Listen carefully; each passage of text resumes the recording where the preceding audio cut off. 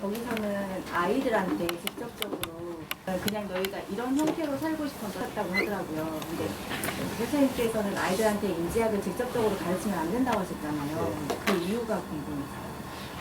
인지학을 인지학뿐만이 아니고 애들은 무슨 논리적인 어떤 그 얘기를 들을 때가 아니잖아요.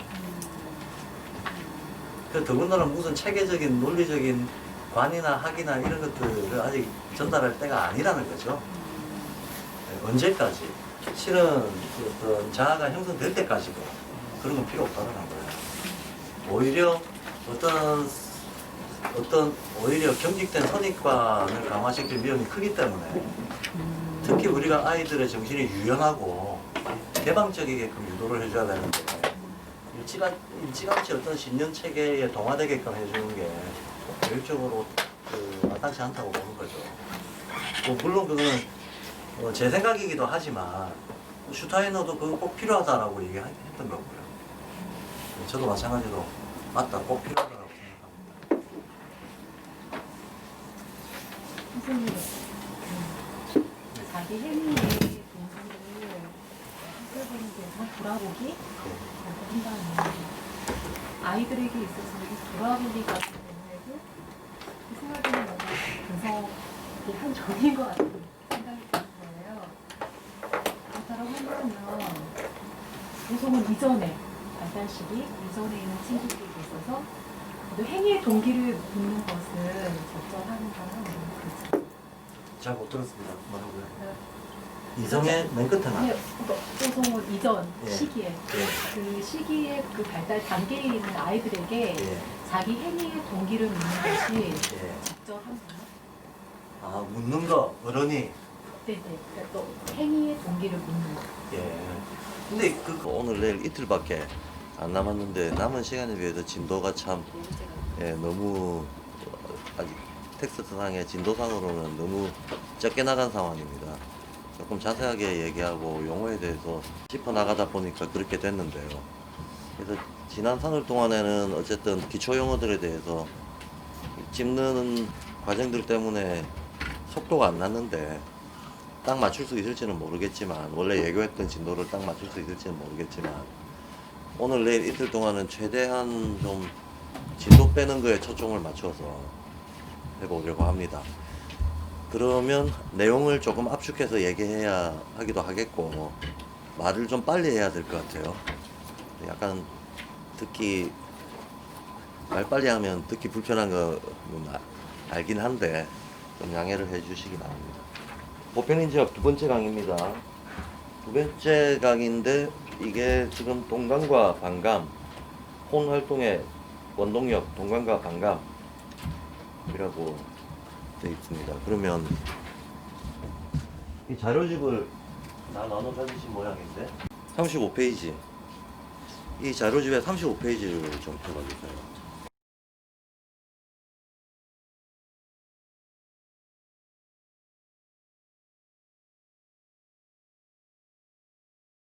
요 표 두 개 있죠. 요 표 두 개로 이해하면 그냥 끝납니다. 동감 반감에 대해서. 동감은 영어로는 sympathy라고 되어 있고 반감은 antipathy라고 되어 있습니다. 책의 번역어는 공감 반감이라고 되어 있죠. 그리고 최근에는 통역하시는 분들이 자꾸 이제 영어 본론을 부추기고 있는데 특히 반감은 그냥 누구든지 반감이라고 쓰고 있는데 물론 뭐 어떤 분들은 이 반감을 혐오감이라고 쓰기도 해요. 그리고 이 공감을 교감이라고 하는 분도 있고 호감이라고 하는 분들이 요즘 부쩍 늘었어요. 이렇게 사실은 어떤 그 학술적인 개념 용어는 사회적 합의가 필요하기도 하고 중요하기도 해서 한번 어떤 것이 표준어로 정립이 되면 웬만해서는 바꿔서도 안 되고 흔들리면 안 된다는 어떤 사회적인 규율이 필요하거든요. 근데 아무나 막 제시하는 것도 문제지만 아무나 제시하는 게 문제라기보다도 근거 없이 제시한다는 게 문제가 돼요. 그냥 지 느낌에 그럴 것 같다 그러면 제시해버리는 거예요. 근거를 반드시 같이 제시를 해줘야 이게 옳고 그르고 따질 수가 있는데 대부분의 경우 근거 없이 그냥 이렇게 하자 이게 더 나아 보이네 라는 식으로 감성적으로 제시를 하고 있어서 문제가 되는데, 결론부터 말씀을 드리겠습니다. 많은 사람들이 제가 우선 왜 동감이라고 하는가부터 말씀을 드리겠습니다.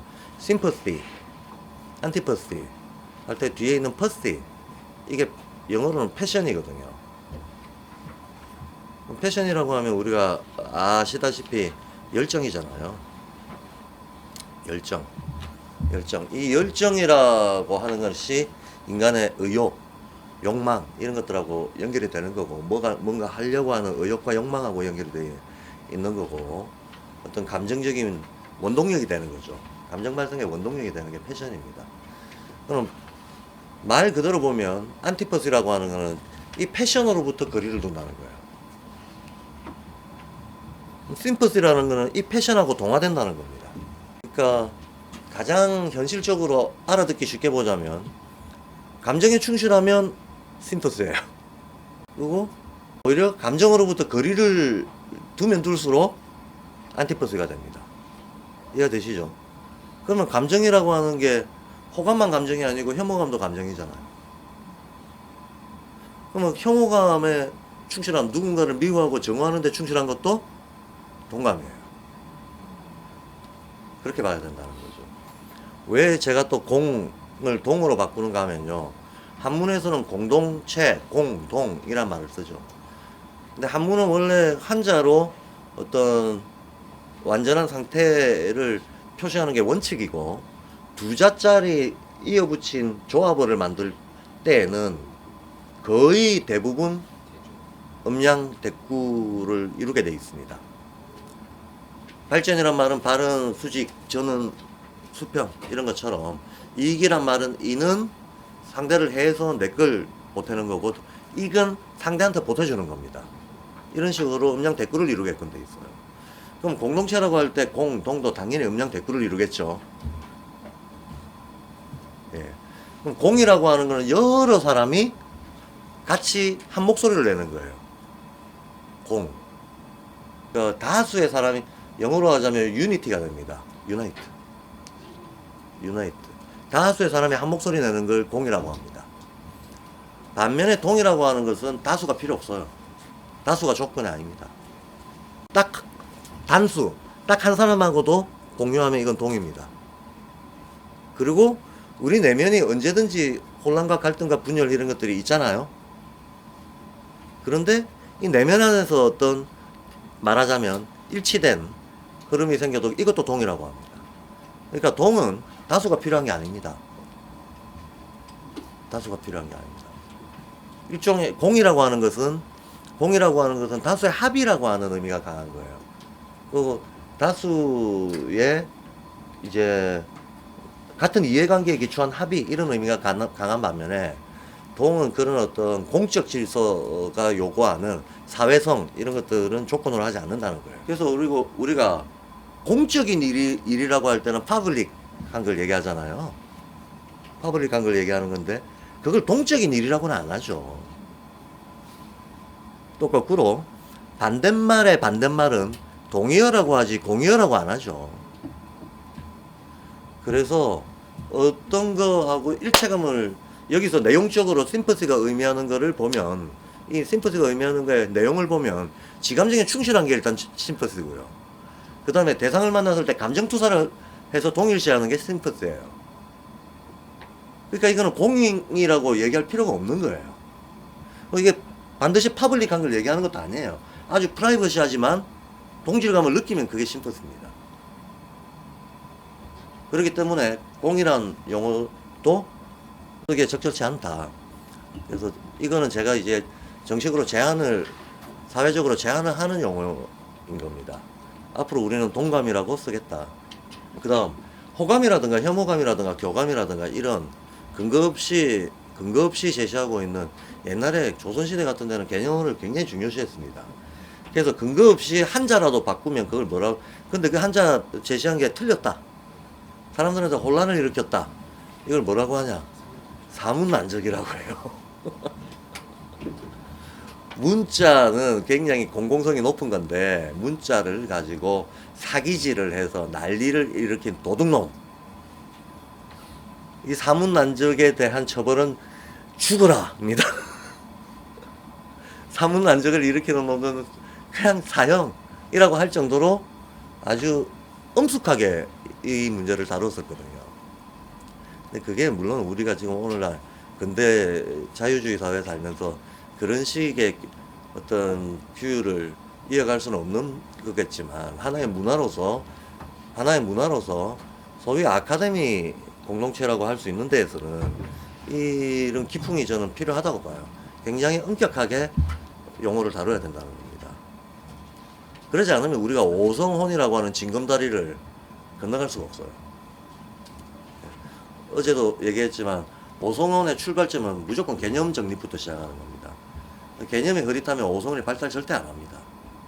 그래서 일단은 동감반감으로 통일해서 쓰자라고 뭐 남들이야 쓰든 말든 우리는 일단 그렇게 쓰겠다. 먼저 말씀을 드리고요. 그 다음 또 하나, 이 동감반감은 감정에 충실하냐 안 하냐라고 결과적으로는 그렇게 나타납니다. 결과적으로는 그렇게 나타나지만 조금 더 크게 보자면 이거는 마치 이 천지간에 우주간에 어디서든지 통하는 음양의 서로 대칭작용과 같은 것이 인간의 마음에 들어와서 작용을 할 때 그렇게 드러나는 거거든요. 양이라고 하는 건 퍼져나가는 거고 음이라고 하는 거는 수축시키는 거잖아요. 그렇잖아요? 그러면 감정이라고 하는 원동력이 있을 때 이걸 퍼뜨려 나가가지고 누군가하고 이렇게 같이 아우르고 싶은 건 이건 동감이에요. 그런데 이걸 좁게 규정해가지고 거리를 두고 싶은 건 반감이 되는 겁니다.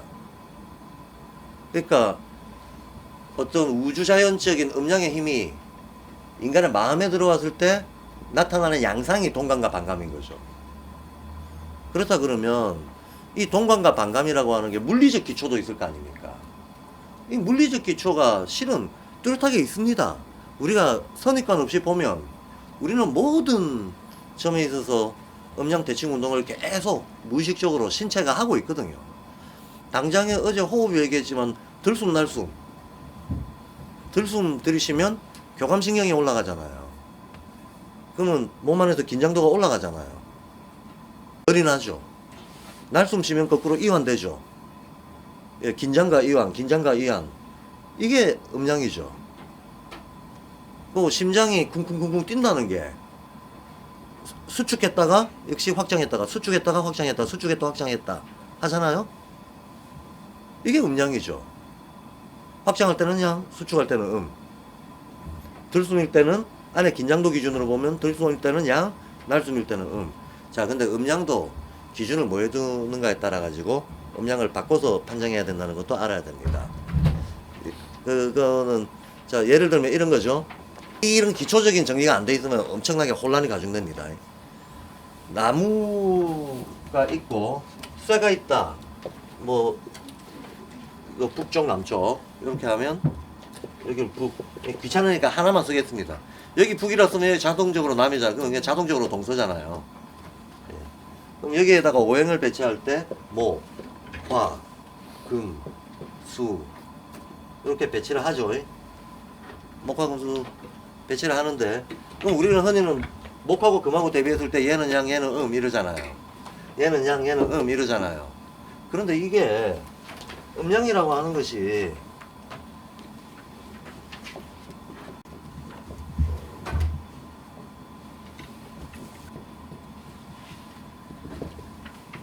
수없이 많은 양상으로 나타나는데 가장 추상적인 개념으로서 음양이라고 하는 것이 보이지 않는 기운에 나타날 때는 취산으로 나타난다는 겁니다. 취산이라고 하는 건 취한다는 것은 모은다는 거예요. 모은다. 산한다는 것은 흐트러뜨린다는 겁니다. 그러니까 이것도 뭐 수축이나 발산이나 이런 거하고 똑같은 거죠. 수축하면 취, 발산하면 산. 그러니까 모으고 흐트러뜨리고 이게 음양인 거죠. 양 이렇게 되는 거죠. 아, 이거 지금 강류라고 표현은 강류라고 돼 있는데 강한 것은 양이라고 봅니다. 강한 것은 양입니다. 부드러운 게 음이라고 봅니다. 강하고 부드러운 거. 직선 곡선이 있으면 직선이 양이라고 보고 곡선이 음이라고 봅니다. 그 다음에 사람의 어떤 품성으로 봤을 때는 인의 예제할 때 인을 양이라고 보고 의를 음이라고 봅니다. 그러니까 요거 지금 계열로 이렇게 쓴 거 아닙니다. 예, 음이 강이다 이거 아닙니다. 유강이라고는 안 하고 보통 강유라고 해서 이렇게 얘기하는 겁니다. 강하고 부드럽다. 강하고 부드럽다 할 때는 강한 게 양, 부드러운 게 음. 인이라고 할 때는 인이 양, 의가 음. 취산이라고 할 때는 취가 산이 양. 이렇게 되는 거죠. 그러니까 음양이라고 하는 거는 여러 방식으로 나타난다. 다양한 방식으로 나타나게 되는데, 자, 제가 강한 것은 양, 부드러운 건 발산하는 거는 양, 수축되는 건 이랬습니다. 그러면 강유를 기준으로 목금을 비교를 해보죠. 어느 쪽이 강합니까? 금이 강하죠. 그러면 금이 양, 목이 음이 되는 거예요. 강유를 기준으로 보면. 근데 취산을 기준으로 보면 어떻습니까? 혹은 생성을 기준으로 보면 어떻습니까? 생성이라고 하는 것은, 생이라고 하는 것은 이제 막 생겨나서 성장하는 과정을 생이라 그래요. 성이라고 하는 것은 무르익는 과정을 얘기하는 겁니다. 무르익는 과정을 생성으로 한번 보죠. 그러면 생이 양일 거 아닙니까? 성이 음일 거 아닙니까? 생성으로 보죠. 어떤 게 생이고 어떤 게 성이냐. 목이 생이죠. 강유를 기준으로 보면 금이 양인데 생성을 기준으로 보면 목이 양인 거예요. 이해하시겠죠? 취산을 기준으로 보면 이쪽이 오히려 발산 기운인 거고 이쪽은 수령 기운인 거예요. 이해하시겠죠? 싹이 터서 자라나는 과정이잖아요. 그러니까 뻗어나가는 과정이잖아요. 뻗어나가는 과정이잖아요. 그러니까 양이라고 봐야죠. 얘는 열매 맺는 과정이잖아요. 음이라고 봐야죠. 안으로 무르익히는 거니까. 그러니까 목은 양이고 금은 음이다 이렇게 생각하면 안 돼. 뭘 기준으로 보느냐에 따라서 때로는 금이 양이고 때로는 목이 양이다. 그래서 음양을 판정할 때는 항상 기준 설정부터 해야 돼요. 기준 설정부터 해야 됩니다. 그거는 화수도 마찬가지입니다. 화수도 마찬가지입니다. 어떤 생명의 원기가 있어서 그것이 막 성장하는 거를 기준으로 보면 나타나는 현상을 보면 넓게 번져 있는 거는 화냐 수냐. 현상으로 보면 넓게 번져 있는 건 화예요. 그러니까 현상으로 보면 얘가 양, 얘가 현상으로 보면 그렇습니다. 근데 그 내부의 생명의 힘으로 보면 얘는 여기서부터 여기까지는 자라는 과정이거든요. 그러니까 얘는 생명력을 압축하고 있는 애잖아. 원래 수라고 하는 것이 압축력을 얘기하는 건데 그러면 수의 정점에서 원기가 가장 압축되어 있을 거 아닙니까? 얘가 퍼져나가서 최대로 퍼졌을 때가 화거든. 그럼 생명력을 기준으로 보면 오히려 얘가 활동적이죠. 얘가 양이에요. 얘는 힘 다 빠졌어요 이제. 음이야. 생명을 기준으로 보면 얘는 팔팔하게 살아갈 놈이고 얘는 죽을 일만 남은 애예요. 이해되시죠? 이래서 체용의 전환이라고 하는 게 생기는 겁니다. 체로 보느냐 용으로 보느냐, 즉 바탕으로 보느냐 작용으로 보느냐 이런 거에 따라서 음양이 확확 바뀌어 버립니다. 그래서 음양은 항상 지금 제가 동감반감 얘기하면서 음양 얘기를 꺼낸 이유가 동감반감을 이해하는 지름길은 이것이 음양작용이라고 이해를 할 때만 동감반감이 가지고 있는 그 어떤 풍부한 작용을 원리적으로 알 수 있다는 겁니다. 원리적으로 알 수 있지. 근데 금방 말씀드린 것처럼 음양은 사전적으로 정의될 수 있는 개념이 아니다라는 거예요. 사전적 정의는 어느 한 가지 상태로 딱 설명을 묶어버리는 건데 음양은 개념 자체가 역동적이라는 거예요. 개념 자체가 역동적이라서 역동적 개념이라서 하나의 의미로 고정될 수 없는 하나의 의미로 정의되고 고정될 수 없는 개념이라는 거예요. 어떤 기준인가에 따라 가지고 음양의 적용은 달라진다. 그래서 심장이 수축되고 이완되는 거 이것도 음양이다. 그 다음에 들숨 날숨 이것도 음양이다. 마찬가지로 그럼 우리 몸 안에서 무의식적으로 작용하고 있는 음양 작용은 뭐 다 적용될 거 아닙니까? 피와 신경 이것도 음양 대꾸죠. 피는 역동적으로 동적으로 막 움직이려고 하고 신경은 어떤 자극을 수축해 가지고 정형화 시키려고 하는 게 신경의 작용이거든요. 그래서 신경은 뼈에 붙어 있고 뼈라고 하는 건 아주 단단한 고체 덩어리잖아요. 근데 피는 근육을 움직이게 하잖아요. 이건 동적인 거잖아요. 그래서 여기서 보면 뼈하고 신경을 한 묶음, 피하고 근육을 한 묶음으로 나눠서 대칭적인 성질로 제시를 하고 있는 거죠.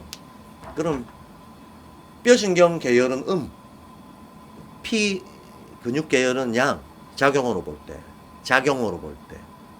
이렇게 되는 거죠.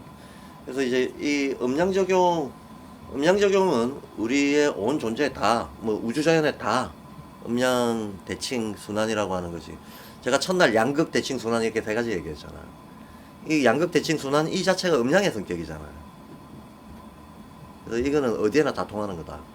어디에나 다 통하는데, 동감반감과 같은 어떤 우리 존재 내부의 내외의 음양작용은 어디에나 다 있는 거지만, 그러니까 내외의 동감과 반감처럼 움직이는 것들은 다 있는 거지만, 그 모든 것을 다 동감반감이라고 얘기하지는 않습니다.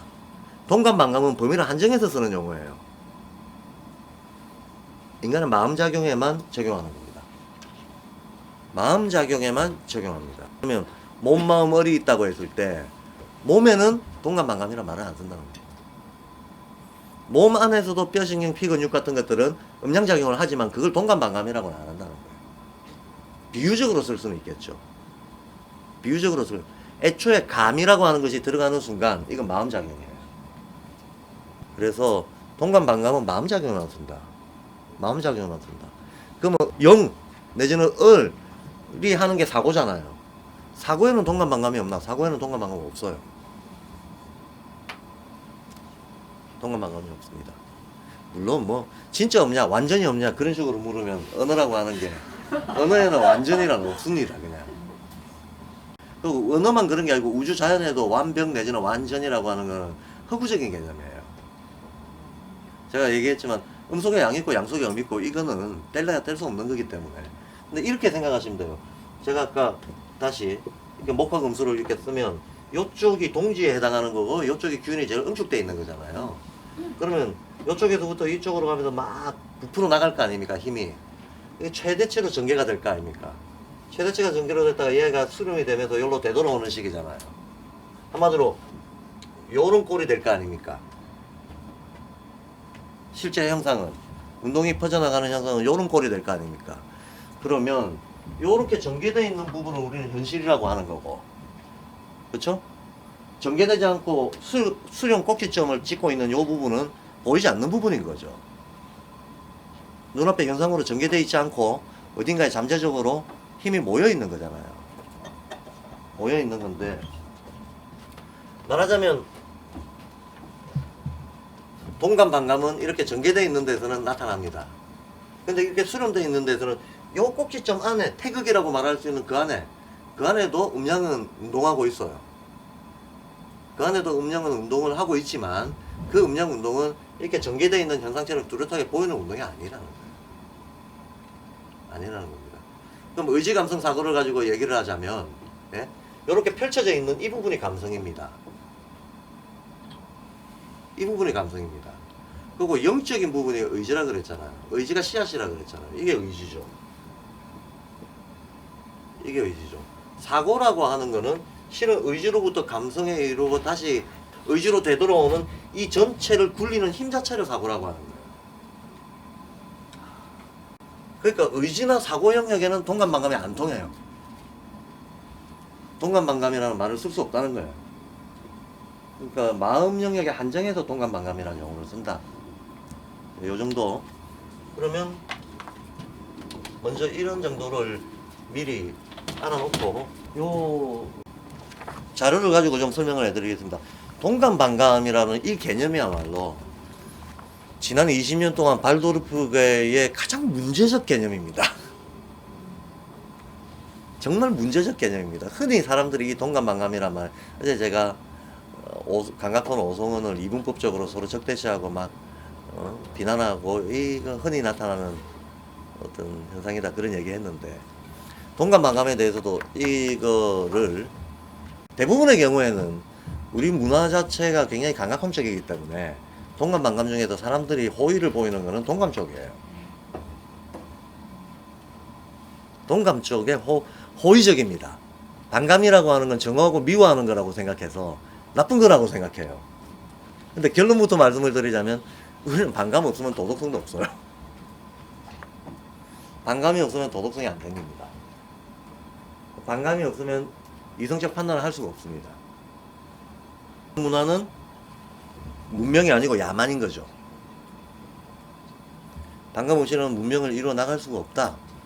그런 정도로 반감이 우리 삶에 있어서 인간의 삶을 발전시키고 성숙시키고 하는 데 있어서 동감과 함께 음양의 한 축을 이루고 있는 작용인데 뭐는 좋고 뭐는 나쁘고라고 말하는 것 자체가 어불성설인 거죠. 들수만 쉬거나 날수만 쉬는 인간이 있을 수가 있겠습니까? 심장이 수축만 되거나 이완만 되는 그런 어떤 운동을 할 수가 있겠습니까? 그러면 존재 자체가 유지가 안 되는 거예요. 그러니까 동감 반감에 대해 가지고 호불호 판정을 한다? 벌써 틀리는 겁니다. 동감 반감은 호불호의 대상이 아니에요.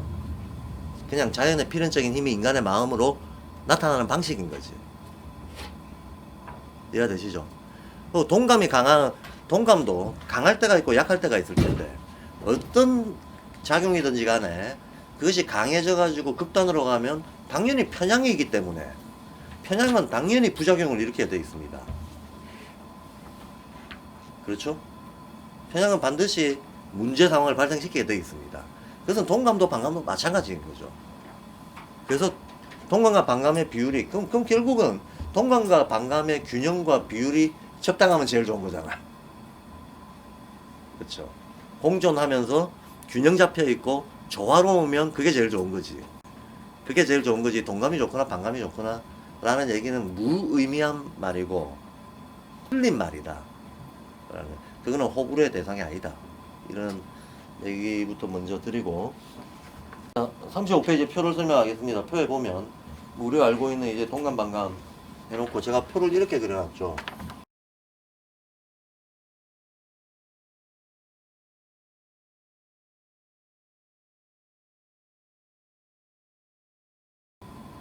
이런 식으로 우리의 마음이 실제로는 이런 식으로 움직인다. 그래서 의지, 감성, 사고 이런 식이 된다. 이런 식으로 움직인다. 그리고 요 영역에서는 상대적으로 동감이 굉장히 큰 힘을 발휘하고 요 영역에서는 상대적으로 반감이 굉장히 큰 힘을 발휘한다 라는 거예요. 그래서 우리가 흔히 의지에서 동감이 올라오고 사고에서 반감이 내려온다는 식으로 생각하게 되는 겁니다. 근데 이거는 삼각형, 역삼각형을 붙여놓은 이 모양의 의미하는 바는 우리의 정체성의 어떤 의식 범위를 기준으로 그려놓은 겁니다. 무슨 의미가 뭐냐 하면 여기가 출생이고 여기가 사망이라고 치면 우리는 출생할 때 의지를 가지고 태어납니다. 의지, 감성, 사고 용어 정리할 때 얘기했지만 의지라고 하는 건 까르마 유전자를 얘기하는 겁니다. 가지고 태어나는 거죠. 의지를 가지고 태어나서 그 의지를 바탕에서 이렇게 저렇게 이제 현생의 삶을 살아가는 동안에 마음이 어떻게 움직이는가를 보면 처음에 세상에 나타났을 때는 감각도 미발달하니까 호불호도 없죠. 어떤 쾌, 불쾌 이런 것도 아직 정리가 안 돼 있잖아요. 그러니까 무엇이든 다 수용합니다. 자기 정체성의 범위에 한계가 없는 거죠. 따라서 만물을 다 수용할 수 있고 아직까지 가치 판단이라든가 호불호가 정리가 안 돼 있기 때문에 뭐든지 다 받아들일 수 있어요. 그러니까 자기 나라고 하는 것 자체가 나 의식이 경계가 없는 거죠. 최대치로 넓은 거죠. 나 의식이 최대치로 넓다가 감각의 발달, 의식의 발달에 따라서 그것이 조금씩 좁아지기 시작하는 거예요. 맞죠? 어렸을 때 남자나 여자라고 하는 의식 안 가지죠? 어느 정도 때가 돼야 남녀 구별을 하죠. 어렸을 때는 남녀 구별 못합니다, 애들이. 남성성이 여성성이 생기는 거는 10몇 살이 돼야 생겨요. 남녀 구별 정도야 7살이면 하죠. 그러나 실제로 성적인 의미를 부여하고 성적 의미를 부여하는 건 한 14살 돼야 되는 겁니다. 그래서 성교육도 초급 단위 성교육하고 상급 단위 성교육의 내용이 달라져야 돼요. 그런 식으로 그러면 삶과 죽음에 대한 것조차도 어렸을 때는 삶과 죽음에 대한 고민 안 해요. 장례식장에 가보면 애들 전부 뛰놀고 있어요. 사람 죽었다고 슬퍼하는 감성 그런 거 아직 없어. 5살, 6살 때. 저는 제가 5살 때 우리 할아버지 염한 걸 보고 할머니 염한 걸 보고 눈물이 한 방울도 안 나왔거든요. 그래서 8살 때 고민했어요. 나는 나쁜 놈인가. 혹시 내가 몰랐는데 나는 악마로 이 세상에 태어난 건 아닐까. 진짜 8살 때 그 고민을 했다니까요. 내가 성격이 이상한가. 학교에 들어와서 보니까 이건 슬퍼해야 될 일인데 난 그때 안 슬펐던 기억이 있거든. 근데 여기 계신 분들도 그런 경험을 어렸을 때 했다면 기억할 겁니다. 슬픔 없었죠? 그런 거조차도 정리가 안 돼 있단 말이에요. 그렇게 정리가 안 돼 있다는 것은 어떤 것은 받아들이고 어떤 것은 배척하는 이 내적 질서가 아직 정리가 안 돼 있다는 거잖아요. 갈라치는 질서가 없다는 거잖아요. 그러니까 다 받아들이는 거죠. 그러니까 수용 범위가 최대치, 태어났을 때 최대치고 조금씩 수용 범위가 줄어들기 시작합니다. 조금씩 줄어들기 시작하면서 왜 줄어드는가? 사회 복잡한 사회는 어차피 분열되어 있어요.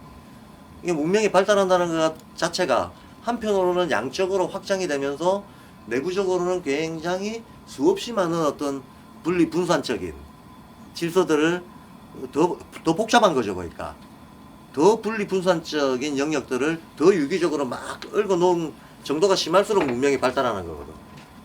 문명이 발달하는 건데 이 문명 발달의 미세한 결들을 자라면서 계속 순서대로 겪게 되잖아요. 겪게 되니까 그거에 적응하는 과정에서 이 호불호에 대한 어떤 경계선 이런 것들이 우리가 흔히 애들이 필요한 게 경계짓기다 그러잖아요.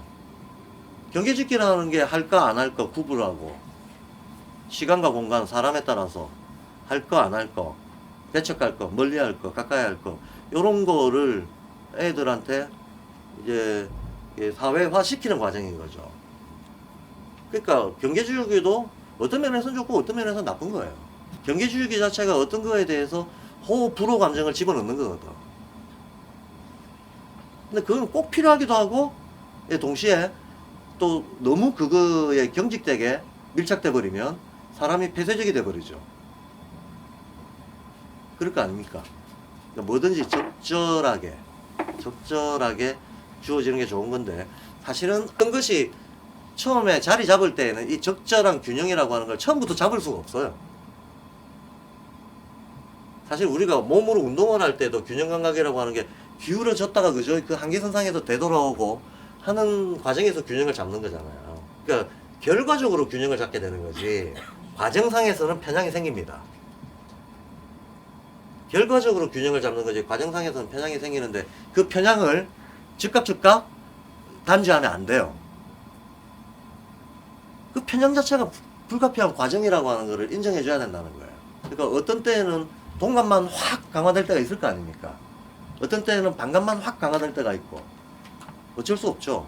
어쩔 수 없다라고 이것이 자연스러운 것이다라고 하는 것을 인정하지 않으면 우리는 끊임없이 불필요한 싸움을 하게 됩니다. 쓸데없는 싸움 해봤자 소용도 없고 아무데도 득이 되지 않는 그런 소모적인 갈등과 어떤 쟁투를 강화시킬 뿐이다. 그래서 어렸을 때는 이렇게 넓게 퍼진 정체성을 가지고 있다가 정체성을 조금씩 좁혀갑니다. 이 정체성을 조금씩 좁혀가는 과정이 경계주기 과정이기도 하고 이 과정에서 내부적으로는 그런데 여기서 이제 역설적인 현상이 일어납니다. 힘의 성격으로 보면 동감이라고 하는 것은 기본적으로 피근육하고 연결이 되어 있고 굉장히 열정적이고 굉장히 동적이고 힘의 성격 자체는 얘는 양적이에요. 맞죠?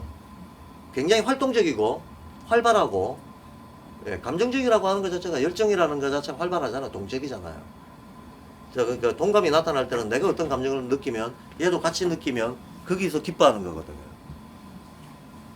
그럼 내가 어떤 걸 느꼈으면 니도 느끼고 많이들 나하고 똑같이 느꼈으면 좋겠어. 이게 동감이 나오는 양상입니다.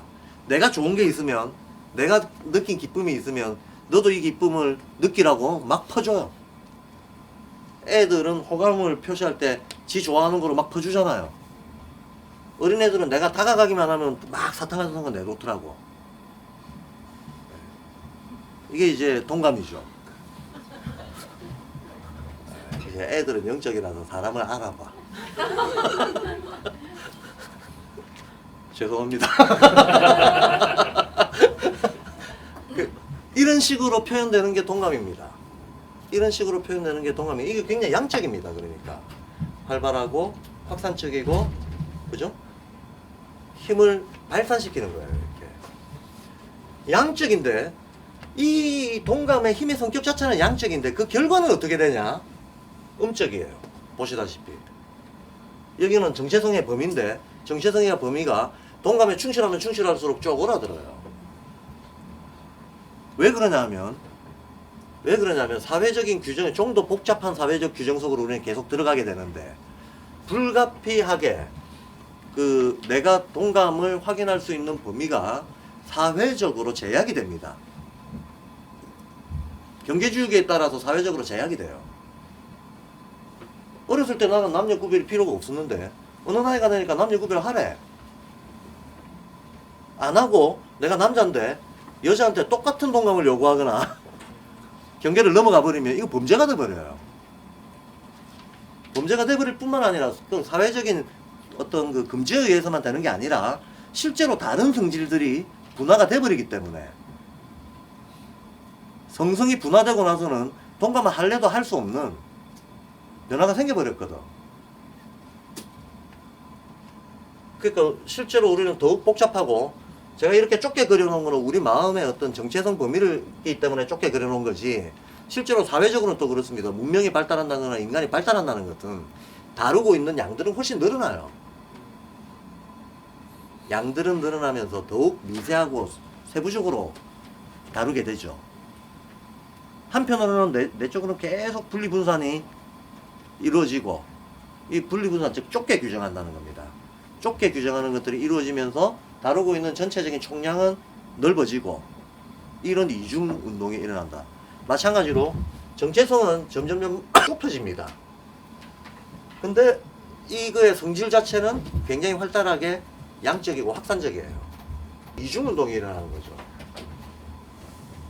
얘의 본질은 양적인데 얘의 결과는 효과는 음적으로 나타난다. 동감을 하려고 하면 할수록 실제로는 어떻게 되냐? 더욱 좁은 범위로 자기 정체성이 쪼그라들게 돼 있다는 거예요. 가령 이런 거죠. 이렇게 친구인데 어떤 특정 측면에서 동감해야 친구야. 이 동감이 안 통하면 친구가 아닌 거지. 동감에 충실한 건 이렇게 돼버립니다. 그럼 내가 이 친구하고 동감 정도가 너무 세지면 동감 정도가 상대적으로 약한 애가 있으면 배척해버려요. 그러잖아요. 그게 편가르기잖아요. 그게 편가르기잖아요. 그럼 내가 얘하고 동감 정도가 지금 굉장히 센데 누군가 얘를 건드렸어. 그럼 내가 부르르 떨죠. 내 정체성에 들어와 있으니까. 사실 우리는 그런 식으로 동질하고 있는 게 한두 개가 아니잖아요. 관념적인 것도 있고, 물질적인 것도 있고, 인간적인 것도 있고, 어쨌든 동감의 범위 속에 들어와 있는 것들이 곧 나라고 생각합니다. 그럼 어렸을 때는 엄마 아빠가 나니까 엄마 아빠가 나지 뭐. 엄마 아빠가 또 다른 나라고 생각하는 거지. 그러니까 나중에 커서도 그런 말 하잖아요. 나를 욕하는 건 괜찮은데 우리 부모 욕하는 거는 못 참는다. 이런 얘기 하죠. 근데 실제로 우리 부모도 나의 일부라고 생각하니까 그런 거지. 인간은 결국은 어느 수준까지는 자기중심주의에서 절대 못 벗어납니다. 우리가 도덕도 낮은 수준의 도덕이 있고 좀 높은 수준의 도덕이 있을 텐데 낮은 수준의 도덕이라고 하는 거에는 철저하게 통하는 게 일종의 원근법이에요. 원근법. 무슨 말인가 하면 우리가 어떤 타인의 고통을 보면 연민을 느낍니다. 측은지심을 가지고 태어났으니까 연민을 느낍니다만 그 타인의 범위가 어디까지냐 하는 거죠. 타인의 범위가 어디까지냐. 지구 반대편 나이지리아에서 지금 저기 내전이 일어나가지고 한 10만 명 죽었다. 학살당하는 사건이 생겼다. 얼마나 슬픈 일입니까? 근데 첫째, 내 눈앞에 안 보이니까. 별로 이게 내 열정을 건드리질 않아요. 우리는 눈으로 보는 게 감정 일으키는 작용에 감각적으로 제일 큰 효과가 있는 게 눈으로 보는 거거든요. 12감각 할 때 보면 나오겠지만 시각하고 감각하고 연결이 돼 있어요. 그래서 눈으로 보는 게 감성을 촉발시키는 게 제일 효과가 큽니다. 눈으로 일단 안 보이잖아. 눈으로 일단 안 보인 상태에서 한 10만 명 죽었다라고 하는 거를 들어봐. 10만 명이 죽었다라고 하든 100명이 죽었다라고 하든 100만 명이 죽었다라고 하든 지금도 듣고 계신데 감성의 차이 안 일어나죠. 별로. 숫자에 불과한 거지. 숫자에 불과한 거고 그 지구 반대편 나이지리아 사람하고 나하고 인연의 끈이 별로 없잖아요. 기존에 나하고 관계가 없었잖아요. 그러니까 내 감흥이 안 일어나는 겁니다. 감흥이 안 일어납니다. 그런데 거꾸로 한국에서 저기 수학여행 간 애들이 사고가 나가지고 100명이 죽었다 그러면 어이구야 이건 감흥이 크게 일어나요. 아이고 어쩌나 책임자 누구냐 책임자 처벌하고 걔들은 어떻게 뭐 좀 지원하고 이런 게 자연에 일어나겠죠. 우리 학교 애들이 죽었다 이러면 큰일이죠. 내 자식이 죽었다 이러면 아 세상 뒤집어지는 거죠. 그렇게 감흥이 일어난단 말이에요. 이게 원근법이잖아요. 그러니까 우리가 도덕성이라고 하는 것도 따지고 보면 어떤 감성적인 원근에 따라서 도덕이 적용되는 게 낮은 수준의 도덕성입니다. 낮은 수준의 도덕성입니다. 요거를 초월한 도덕성도 있어요. 요걸 초월하면 이제 좀 높은 수준의 도덕성이 되는 거겠죠. 그래서 개고기 논쟁 많이 하지만 개고기 논쟁 많이 하잖아요. 맨날 뭐 문화 절대주의 상대주의 하면서 교과서에서 그런 식으로 가르치니까 애들이 더 이상의 생각을 못 하게 돼요. 그러니까 이게 논쟁이 평행선을 달립니다. 뭐 제가 기억하는 수십 년 동안 개고기 논쟁의 쟁점은 똑같고 태도도 똑같아요. 먹는 쪽에서는 안 먹는 쪽한테 막 비난하면 그러잖아요. 그럼 소돼지는 어떻게 먹냐? 딱 이 말이죠. 걔들 안 불쌍하냐?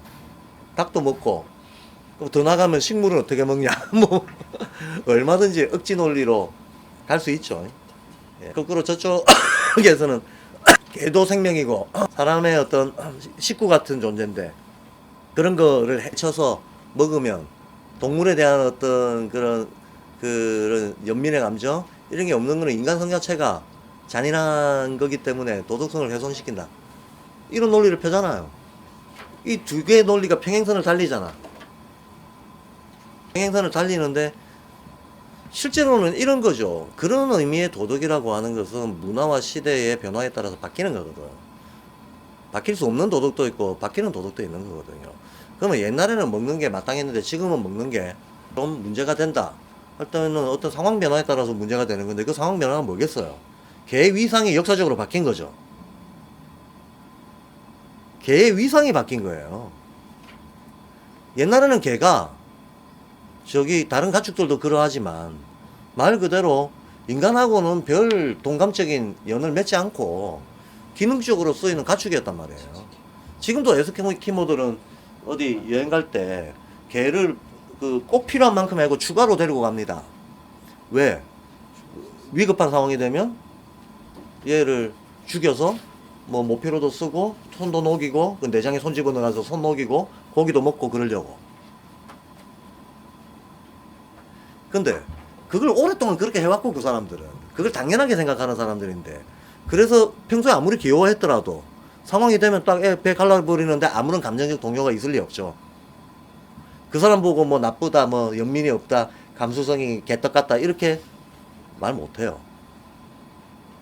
그 사람도 자기 자식 충분히 사랑하고 인간으로서의 책임지심 충분히 있고 그래도 그 관계 맺던 방식으로 관계 행위가 나오는 겁니다. 무슨 도덕적 비난을 하고 자시고 할 문제 아니라는 거죠. 근데 개의 위상이 바뀌었다는 게 그 개의 위상이 그러던 시절이 있는데 지금은 개의 위상이 어떻게 됐냐? 자식보다 낫다가 됐잖아요. 맞잖아. 개의 위상이 바뀌었잖아요. 자식보다 낫다. 제가 술 처먹고 들어가면 자식도 마누라도 외면하는데 걔는 나를 무한정 애정을 표시하면서 반겨주고 예, 참 힐링을 주고 그러잖아. 자식보다 낫다. 마누라보다 낫다. 이런 소리가 나오는 관계로 개의 위상이 바뀐 거예요. 이렇게 개의 위상이 바뀐 걸 경험하는 사람이 인구에서 다수가 돼버리면 그렇죠. 그럼 지금 개와 자기를 동감적으로 관계를 맺고 있는 사람이 인구에서 다수가 되면 그 사회 도덕이 바뀌는 겁니다. 그 사회 도덕이 바뀌는 겁니다. 그러면 개 먹던 시절은 개의 위상이 그랬고 관계가 그랬으니까 먹는 거고 지금은 개 키우는 인구가 1000만 가구예요. 개 키우는 인구가 1000만 가구인데 이 사람들이 개를 식구처럼 생각하면서 일상적인 애정과 위로를 주고받는 관계인데 그걸 먹는다 그러면 사람은 자기가 동감하는 걸 건드리면 자기를 건드린 거라고 생각하거든. 내가 개 주인이야. 내가 개를 너무 좋아해. 어떤 사람이 개를 먹어. 그럼 저 사람은 나를 건드린 거야. 나도 죽일 수 있는 사람이네. 나쁜 놈. 이렇게 되는 거예요. 그러니까 철저하게 원근법이 작용하는 거죠. 원근법이 작용하는 거예요. 여기에는 어떤 보편성, 절대성 그런 거 없어요. 보편성, 절대성이 없습니다. 그러니까 먹는 사람은 먹고 많은 사람 말고 서로 상관하지 않으면 괜찮겠는데 또 서로 상관하지 않죠. 상관하죠. 인간은 타고난 동감 능력 때문에. 자, 그래서 보세요. 동감이라고 하는 것이 내가 어떤 걸 동감을 합니다. 그러면 동감 범위 바깥이 생길 거 아닙니까? 이 바깥에 대해서는 어떻게 하겠어요? 미워하고 정오하죠. 누가 건드리기라고 또 하면 내가 동감하고 있는 것을 비난하거나 내가 동감하고 있는 것을 해하거나 해를 끼치거나 하면 이건 나를 건드린 거라고 생각하고 부르르 정오를 발사하게 되어 있습니다. 자, 근데 제가 아까 관념적인 거에도 동감을 하고 물질적인 거에도 동감을 하고 우리는 가축한테도 동감 범위가 근데 이 동감 범위가 왔다 갔다 하는 거죠. 역사적으로. 역사적으로 왔다 갔다 하니까 지금은 개 먹으면 안 되는 시대가 된 거예요. 저 자신도 20대 때 여름만 되면 개 무시하게 챙겨 먹었습니다. 아무 감정적 동요 없이 무지하게 챙겨 먹었습니다. 근데 저 자신이 개 3마리 키우는 견주가 되고 나서는 몸이 반응을 하더라고.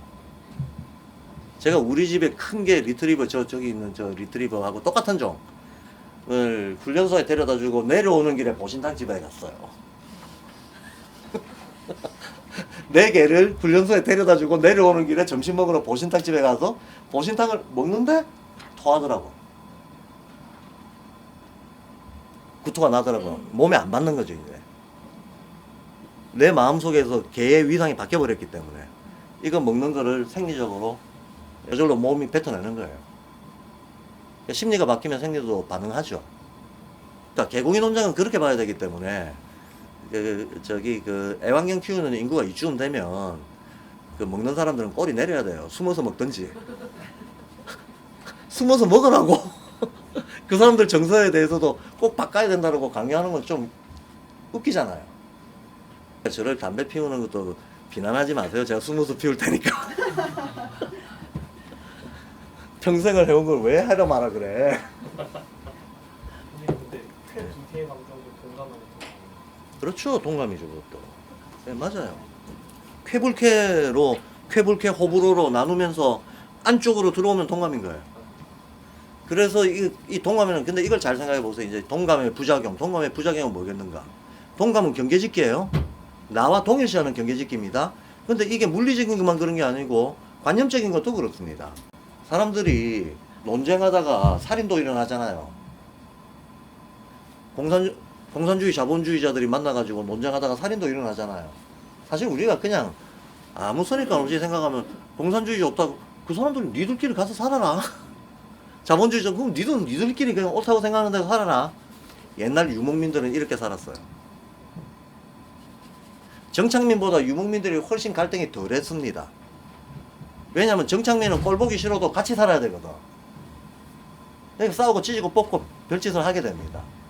유목민들은 늘 이동하는 사람들이니까 야 저쪽에 풀이 더 있는 것 같은데 아니 내가 냄새 맡아보니까 이쪽에 더 있는데 그럼 나중에 1년 뒤에 보자 그러고 헤어져 버려 그냥. 싸울 일이 없는 거죠. 이렇게 헤어질 수 있으면 언제라도 헤어질 수 있으면 싸울 일이 없는 거죠. 헤어졌다 또 만나고 그러니까 가보니까 개고생을 한 명은 했네 한 명은 덕을 봤네 하더라도 그것 때문에 찢고 뽑고 싸울 일은 없지만 정착민은 그런 문제가 생기면 둘 중 하나가 꼬리를 내려야 되기 때문에 싸워야 됩니다. 그래서 인간은 사실은 정착하면서 오히려 전쟁이니 갈등이니 이게 훨씬 커지는 겁니다. 그걸 우리 일상생활 속에서는 연애할 때는 그토록 다정했던 상대가 한 집에서 사는 순간 뭐가 바뀌죠. 예, 없던 갈등이 막 생겨나고 조그만 취향도 그 조그만 취향의 차이가 연애할 때는 상관 안 하잖아요. 너는 네 취향대로 나는 나 취향대로 살자. 그런데 한 집에서 생활하는 순간 취향 통일시켜야 되는 문제들이 계속 발생합니다. 취향 통일시켜야 되는 문제들. 그럼 서로 수십 년 다르게 살아온 사람들이 조그만 취향 통일시키는 게 그게 쉽지 않죠.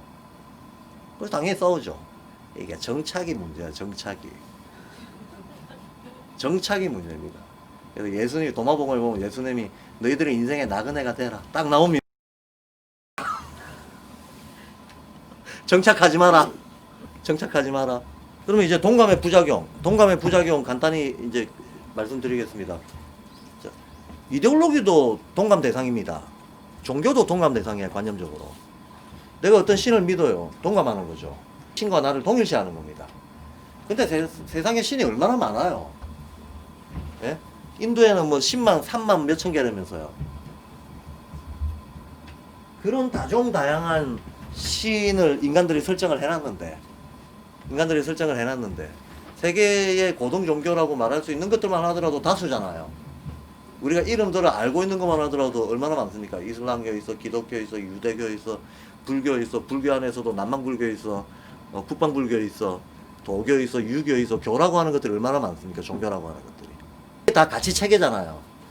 그럼 이게 종교를 받아들인다는 건 어떤 특정 가치 체계에 나를 동일시한다는 겁니다. 나를 동일시하는데 누군가 그걸 비난하거나 다른 가치 체계를 가지고 있으면, 제가 경계선이 적대선이 됩니다 그 얘기 했죠. 다른 가치 체계를 가지고 있으면 이 사람은 잠재적 적인 거야. 그래서 약간 불똥이 사실 서로 다른 의견에 불똥이 탁 튀면 부르르 떨면서 싸우는 거죠. 네가 나를 공격해, 이렇게 되는 거죠. 그러니까 어떤 사람이 굉장히 종교에 신심이 충실하고 이런 게 마냥 좋은 일만은 아닙니다. 내 신을 너무 사랑해서 눈물을 흘릴 수 있는 사람, 눈물이 날 정도로 내 신을 사랑하는 사람은 똑같은 이유로 다른 신을 섬기는 사람들을 잔인하게 때려 죽일 수 있는 사람인 거예요. 이걸 너무 애호해서, 이거에 너무 동일시가 돼 있어서, 이거를 부정하거나 거부하거나 멀리하는 사람은 때려 죽이고 싶어. 그러니까 동감이라고 하는 게 실제로 나타날 때에는 어찌 보면 갈등의 원흉이 동감이라고 해도 돼요. 인간의 모든 불필요하고 소모적인 어떤 투쟁 갈등의 원인이 오히려 동감에 있다. 그렇다고 해서 그럼 또 동감 없이 인간이 살아갈 수 있습니까? 동감이 없으면 애초에 이 동감이라고 하는 걸 인간이 평생 동안 이제 안고 살아가게 되는 두 가지 가치 개념이 사랑, 자유 이런 거잖아요. 자유의 철학에서도 이 지금 두 가치의 통일이 결국 자유의 철학이라고 하는 이 책의 주제거든요. 그래서 자유의 철학의 결론이 자유를 얻은 자는 세상에 대한 사랑으로 행동한다. 딱 이겁니다. 자유와 사랑의 결합입니다. 근데 자유와 사랑이라고 하는 이 두 가치 개념이 힘의 성격이 서로 대칭적이거든요. 힘의 성격이 대칭적입니다. 사랑이라고 하는 것은 동감, 반감 중에서는 어느 쪽에 가까이 있겠습니까? 동감이에요, 동감. 사랑한다는 건 동감한다는 거예요. 사랑도 적당히 해야지 막 영원히 사랑하고 막 오로지 사랑하고 이러면 그 사랑 때문에 다른 걸 해야 하게 된다. 뭐 어쩔 수 없습니다. 다 똑같습니다, 원리는. 그렇고 보통 우리가 감정적으로 사랑이라고 하는 건 애착심을 얘기하는 거예요. 애착심을 얘기하니까 이게 애착심을 보세요. 애착심이 굉장히 열정적이라는 점에서는 양적인 것 같아. 그런데 그게 강하면 강할수록 실제로는 애착이기 때문에 범위는 좁아들게 돼버리는 거예요. 더 폐쇄적이 돼버린다는 거죠. 그래서 얘가 자기 운동 성질은 양인데 결과는 음적으로 나타나요. 결과는 음적으로 나타납니다. 공산주의자는 자본주의자하고 잘 지낼 수 없죠. 친하게 평화롭게 지낼 수 없어. 공산주의자인 이상은 이게 나다라고 강하게 표시해놓고 이걸 유지하는 동안에는 공산주의 말고 다른 주의자들하고는 어울릴 수 없어요. 그래서 저는 모든 주의를 다 싫어합니다. 무슨 주의라고 하는 것은 자기 스스로를 존재를 한정해버리는 거예요. 존재를 한정해버리는 건 무슨 주의자가 될 필요 없어요. 무슨 주의자가 중요한 게 아니고 그때 타당한 게 좋은 거예요. 그때 타당한 게 좋은 겁니다. 그래서 저는 에스키모 사회에 가면 나도 같이 개고기 먹고 한국 사회에 오면 나도 같이 반대 데모하고 할 수 있다 하는 게 오히려 나은 거다. 그러면 이거는 이제 얘기 안 해도 거꾸로라는 거 저절로 나오죠. 동감만 이해하면 반감 저절로 이게 대칭이니까. 그러면 얘는 당연히 실제로 반감이 작용하는 방식은 작용 방식은 음적입니다. 그런데 오히려 그 효과는 양적으로 드러난다는 거예요. 이런 이중운동이 드러난다. 반감이 드러나는 방식은 반감이라고 하는 건 거리두기라고 했잖아요. 거리를 두는 겁니다. 거리를 두게 되면 냉철하고 객관적이고 계산적이고 대상화시켜서 보는 거거든요. 그렇죠? 그럼 우리가 예를 들어서 저 순돌이가 있는데 저 순돌이를 동감적으로 이해한다는 것은 막 좋아 죽겠고 얘하고 막 같이 놀고 이런 과정, 이런 체험 감성 속에서 내가 순돌이를 이해하는, 순돌이에 대한 이해가 늘어난다. 이건 동감적인 알미죠. 동감적인 알미예요. 그런데 순돌이를 해부해봤더니 사지구조가 어떻더라? 이런 거는 반감적인 알미죠. 근데 내가 순돌이를 너무 사랑하는 동안은 해부할 수 없잖아요. 동감에서 거리가 두어지지 않으면 반감적인 이해가 생길 수가 없어요. 그리고 동감이라고 하는 거는 요 성장 과정상에, 자, 어렸을 때일수록 어제 지각과 사고 얘기했지만 어렸을 때는 감각지각에서 못 벗어나잖아요. 감각지각에서 벗어날 수 없습니다. 감각지각에서 벗어날 수 없는데 물론 이성적인 것도 감각지각의 범위 안에 들어오긴 하지만 그 어떤 밀착 정도라고 하는 측면에서는 주관성에서 조금이라도 멀어져야지 이성적이 될 수가 있는 거잖아요. 개념의 형성 이것만 보더라도 그 전에는 나의 언어가 그냥 나의 정서를 반영하는 표현 수단일 뿐인데 사회에 들어 편입이 되고 어떤 복잡한 문제들을 체계적으로 다루기 시작하면 우리는 개념 논리를 발달시키게 되는데, 개념이라고 하는 거는 나 혼자 의미 부여하는 건 개념이 될 수 없는 거잖아요. 최소한 다른 사람들이 다 같이 똑같이 그렇게 이해하고 동의하고 하는 개념을 써야 돼.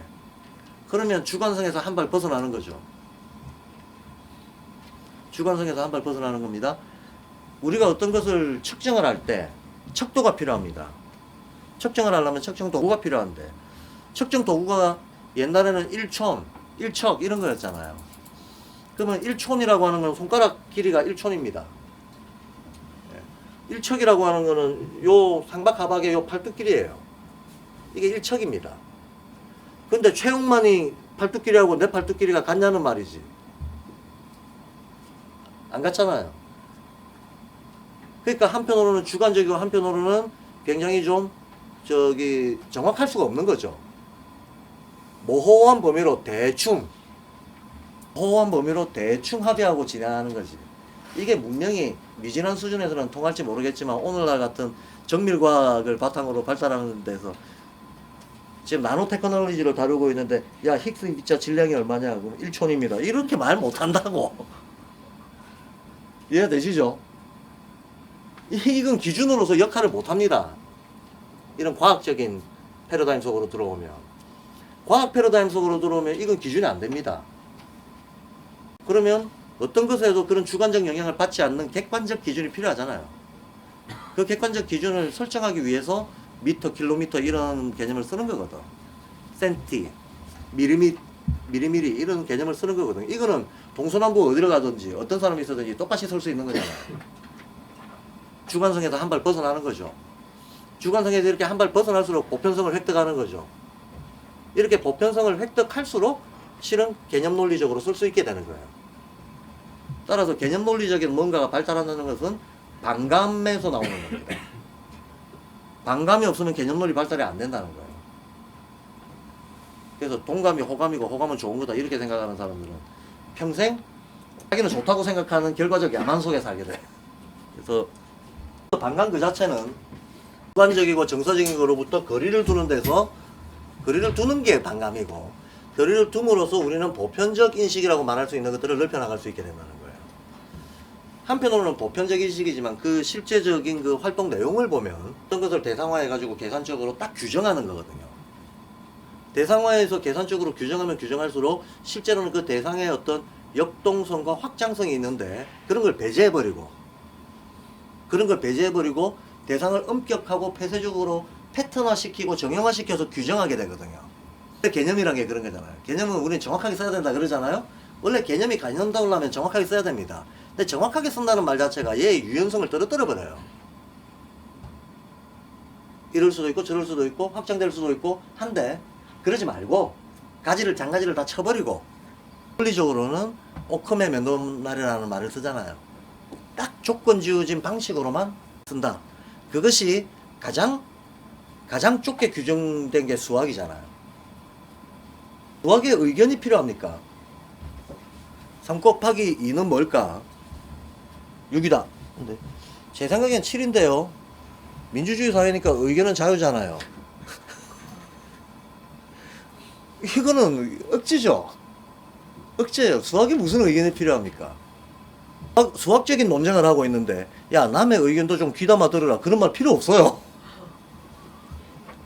3 곱하기 2는 8인 것 같은데요. 10인 것 같은데요. 이런 의견을 귀담아 듣는 게 고매한 품성이다. 그런 말 필요 없다니까 수학에서는. 적어도 수학에서는 그런 말이 필요 없어요. 그 규칙성을 아냐 모르냐만 중요하지. 이렇게도 생각할 수 있고 저렇게도 생각할 수 있는 거는 수학이라는 영역 안에서는 그런 영역이 없다는 거야. 그렇죠? 예. 가장 좁게 규정된 거는 그래서 우리가 과학적인 논쟁하는데 막 품성 따지고 그건 그렇게 하면 안 된다. 과학적인 논쟁은 과학적으로 하시고 도덕적인 논쟁은 도덕적으로 하시고 생활 문화와 관련된 건 그렇게 하시고 이게 우리가 접하고 있는 영역이 워낙 넓으니까 실은 때에 따라 영역에 따라 다르게 사실은 대하는 것이 마땅한데 이 구별이 이 오성원에 발달 안 되는 사람들은 이 구별 자체가 안 돼 있어. 이 구별 자체가 안 돼 있어서 수학적인 얘기하는데 야 3 곱하기 2는 6이지 7이나 8은 억지지 그럼 감성적으로 나를 공격하네 이래버린다고. 그러니까 팩트를 말하는데 분노를 쏘아. 이런 일이 늘 생기는 거죠. 그런 일이 늘 생기죠. 그 사실관계는 이건데 아니 그 사실에 대해서 내가 동의하든 안 하든 내가 좋아하든 말든 그거는 다른 문제고 그건 다른 문제고 사실이 요건데 사실부터 확인하자 이러면 호감정을 막 쏘는 사람들이 있어요. 그래서 우리가 토론 문화가 왜 발달 안 하는 줄 아시죠? 토론하면 싸우거든요. 토론하면 싸우거든. 왜 싸우냐? 이 동감은 너무 발달되어 있는데 반감이 덜 발달되어 있어가지고 경계 구별이 안 되는 거야. 요거는 요것대로 따로, 요거는 요것대로 따로 질서 있게 처리할 수 있는 의식이 별로 성숙하지 않은 거예요. 막 섞여 있어요. 막 섞여 있어요. 그러니까 이런 혼돈스러운 섞임 때문에 아까 말했듯이 팩트 얘기하는데 분노를 쏘고 수학 공식 얘기하는데 막 갈등이 일어나고 이런 일이 비일비재하게 생기다 보니 그러니까 사람들이 흔히 그러잖아요. 종교정치 얘기나 하지 말자. 종교정치 얘기 안 하면 인생의 중요한 문제 그게 다인데 종교정치에 인생의 중요한 가치적인 문제들 어마어마하게 포함되어 있는데 야 우리 종교정치 얘기는 하지 말자. 사실은 종교정치뿐이겠습니까? 웬만한 문제는 합리적인 평화로운 방식으로 토론하는 게 힘든 거죠. 그러니까 토론을 사람들이 깊이 하게 되니까 토론을 하더라도 만약에 어떤 집단이 반감이 덜 발달되어 있고 동감적인 수준은 강화되어 있는 상태에서 토론을 한다. 그러면 그 토론은 100% 편가르기 게임이 됩니다. 그 토론을 통해서 무엇을 합리적이고 생산적인 걸로 건져낼 것인가는 별 관심이 없고 내 편이 누군가를 확인하는 게임이 된다는 거예요. 이래서 이제 사실은 모든 게 이 발달 정도하고 관련이 되어 있습니다. 근데 어쨌든 동감 반감에 대해서는 개념이 잡히시죠. 그렇죠? 그러면 반감이 없으면 개념 논리가 발달 안 한다 이해되시죠? 그러면 개념 논리가 발달되게 되면 어떻게 되는가 하면 이렇게 되는 거죠. 주관적으로 내가 조건 실건 사실은 사실대로 받아들일 수 있어야 돼요. 그리고 역시 마찬가지로 내가 정서적으로 감성적으로 어떻든지 간에 어떤 예컨대 뭐 인권은 보편적이다 라고 하면 내가 흑인을 보면 기분이 좀 나쁘더라도 이 사람도 그 어떤 존엄한 인권의 주체다라고 하는 걸 인정해야 돼요. 인정해야 돼요.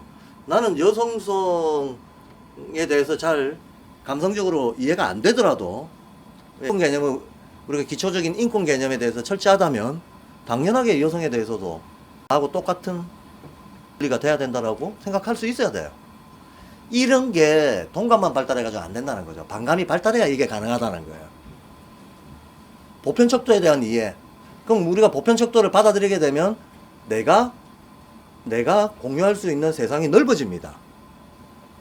그렇지 않겠습니까? 나만 중요한 게 아니고 다른 사람들도 중요하고 우리나라만 중요한 게 아니고 인류 전체의 이익이 중요하고 이런 생각을 할 수 있게 된다는 거죠. 사람만 중요한 게 아니고 자연도 같이 살아야 되고 지구만 중요한 게 아니고 태양의 평화를 좀 고민해야 된다. 지구만 잘 살자 이런 생각하지 말고 이게 반감이 발달 안 한다는 거예요. 이해되시죠? 그래서 반감이 없으면 도덕성이 발달 안 한다는 겁니다. 슈타이너가 보편인자에서 딱 문장으로 얘기합니다. 감성 속에 반감이 들어가서 도덕성이 생긴다 이래요.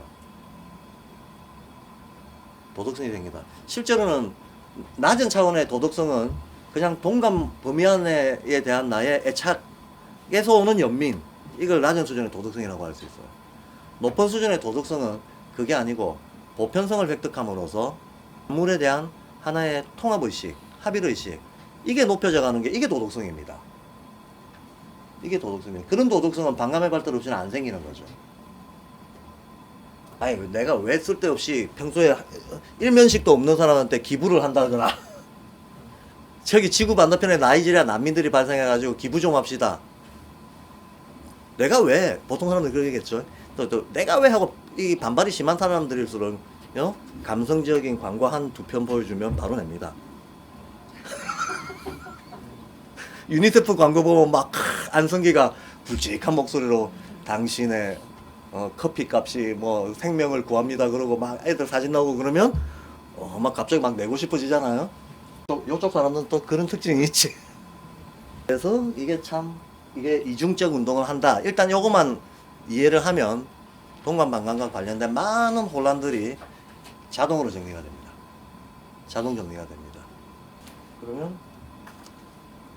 나머지는 그냥 읽어보시면 됩니다. 이 표를 꼼꼼히 읽어보시면 동감 반감이 일으키는 온갖 것들에 대해서 이 보편인지학에 나오는 다른 작용과의 연관성 문제와도 관련해서 일단 다 연결해서 정리를 해뒀으니까 요 표 두 개 안에 있는 내용만 정확히 이해를 하시면 그 혼란은 이제 없을 것이다. 자, 이래서 두 번째 강의 다 마쳤습니다. 2강 끝! 네.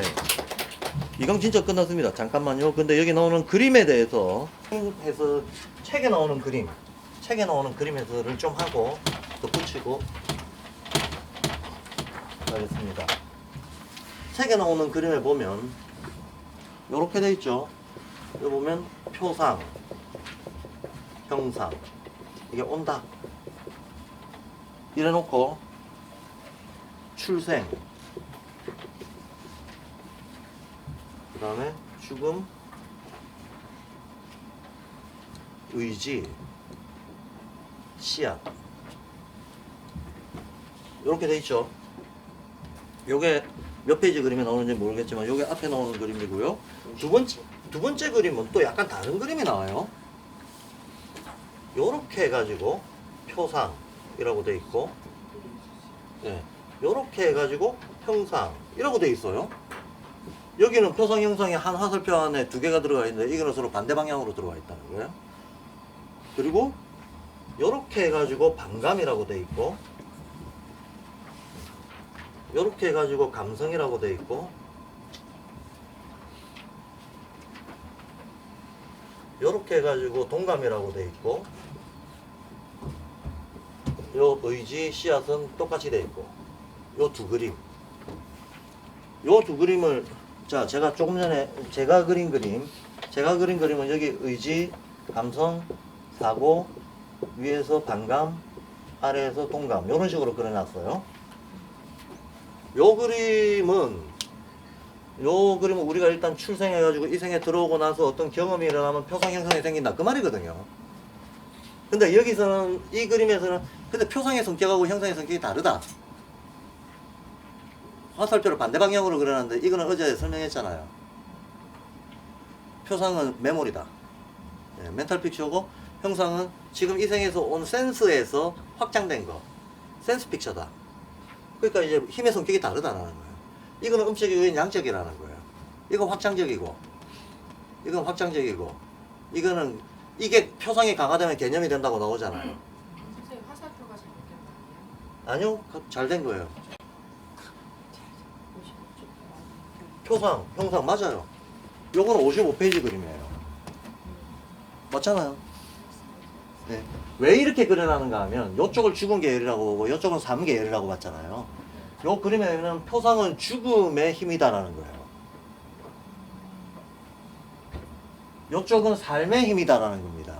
근데 죽음과 삶이라고 하는 의미를 우주적으로 확장시켜서 보면 죽음이 음적인 거고 삶이 양적인 거예요, 그냥. 이해되시죠? 그러니까 표상은 성격이 음적인 데에서 그 근본적인 어떤 성격이 음적인 기원을 가지고 있다는 거예요. 표상은. 메모리니까. 나중에 개념이 될 거니까. 개념이라고 하는 건 응축해서 정밀하고 패턴화시켜서 딱 부여잡아서 이해하는 거잖아요. 이해되시죠? 메모리라고 하는 것도 사실 우리 메모리는 취사 선택 편집되잖아요. 그 많은 상황 속에서 내 취향에 맞는 거 딱 고정시켜가지고 저장하는 게 메모리 아닙니까? 기억을 믿지 마세요. 기억을 믿지 마세요. 그래서 오성원 문화에서는 기억을 못 믿겠기 때문에 기록이 발달하잖아요. 메모, 기록, 메모의 힘, 뭐 이런 거 다 퍼뜨리는 게. 그것도 왜곡되기는 마찬가지지만. 자, 어쨌든 표상은 그래서 죽음의 힘에 기원한다. 이 뜻이고, 형상은 이건 상상력이잖아요. 이건 확장력이잖아요. 그러니까 이건 동적인 거니까 삶의 힘에 기원한다라고 보는 거예요. 그 의미로 화살표가 이렇게 되어 있는 겁니다. 그러면 마찬가지로 요 반감이라고 하는 것도 요쪽에서 오는 거다라는 뜻이죠. 죽음의 힘 쪽에서 오는 거다. 즉 음적인 힘이다. 제가 아까 반감 음적이라 그랬잖아요. 음적인 힘이다. 그 뜻이에요. 거꾸로 동감을 요쪽으로 해놓은 거는 양적인 힘이다. 그 뜻이죠. 확장시키는 힘이다. 근데 실제로 만약에 이걸 일생의 시간 순수라고 본다면 오히려 요쪽이 반감이 많죠. 요쪽은 반감이 별로 침투를 못해요. 쉽게 말해서 7살, 8살 아이들한테 반감이 뭐 별로 있겠습니까? 반감에 의한 어떤 사고와 행위, 양식 이런 것들이 어린애들일수록 없는 거지. 어린애들은 그냥 동감의 동화 정도가 엄청나게 높은 상태의 어린애들인 거죠. 그러니까 이거를 우리가 기본적으로 말 그대로 개념과 원리를 이해해가지고 그 의미를 어떤 그 구조적 흐름이 어떻게 가고 있다라고 하는 식으로 이해를 해야 되는 거지. 이거를 옛날에 학교 시험 보듯이 설표가 어땠는데 하면서 정형화된 방식으로 이해하려고 하면 이제 오래 빠지기 십상입니다. 전체 의미를 알고 접근해야 돼. 그래서 반감은 이쪽에서 오는 거다라고 하는 건 음적인 힘이라는 거고 이쪽에서 가는 거다 양적인 힘이라는 거죠. 그리고 동감과 반감이 이렇게 꽝 하고 부닥치는 영역에서 감성이 일어난다. 그러니까 feel은 진동이라고 그랬잖아요. 진동이 일어나려면 두 개의 힘이 부닥쳐야 될 거 아닙니까? 대칭적인 두 개의 힘이 부닥쳐야 진동이 일어날 거 아닙니까? 그 대칭적인 두 개의 힘이 동감과 반감인 거죠. 위에서 사고 쪽에서 반감이 내려오는데 의지 쪽에서 동감이 올라가면서 충돌이 발생하면 여기서 떨리는 지역, 이 떨리는 지역이 감성 지역이거든. 그게 우리가 마음이라고 부르는 거죠. 그러니까 마음이라고 부르는 데니까 마음이라고 부르는 데는 철저하게 동감과 반감이 어느 정도 섞여 있는가 하는 거에 정착하지 마라 단계들이 결정된다. 는 거를 자연스럽게 알 수가 있습니다. 그러면 감각혼, 오성혼, 의식혼 세 가지로 나누잖아요. 그럼 한번 생각해 보죠. 감각혼은 동감 비율이 훨씬 높다는 거죠. 근데 감각혼도 7년이나 되니까 또 갈수록 반감 비율이 조금씩 높아지겠죠. 반감 비율이 높아져야 학습이 가능해지지. 동감 비율이 너무 높을 때는 학습 자체가 불가능한 거예요. 그래서 7살, 8살, 9살 때는 학습을 논리적으로 접근하지 말아라고 그렇게 잘 얘기하는 겁니다. 14살까지도 별로 논리적으로 접근 안 했대요. 어차피 그때는 동감, 감각혼 이게 발달할 때이기 때문에. 감각혼은 동감 편향적인 때예요. 동감 편향적인 때고 감성 편향적인 때입니다. 그러면 자연스럽게 이거에 대한 반작용으로 나오는 게 오성원이잖아요. 이거에 대한 반작용으로 나오는 게 오성원입니다. 그러니까 오성원은 반감 편향적이죠. 그럼 반감 편향적인 거는 한편으로는 세상에 대한 개념 논리적인 이해, 인과율적인 이해, 이런 거를 추구하는 성향이 나타난다. 이거 공부하려고 하는 성향이 나타나는 거예요. 그래서 어렸을 때 공부 안 하다가 어느 순간 나는 때가 되니까 공부했다는 사람들 대체로 보면 중학교 2, 3학년 때부터 시작하는 겁니다. 그때부터 독서 교육이 힘을 가지기 시작합니다. 그전에는 독서 교육이 별 의미 없어요.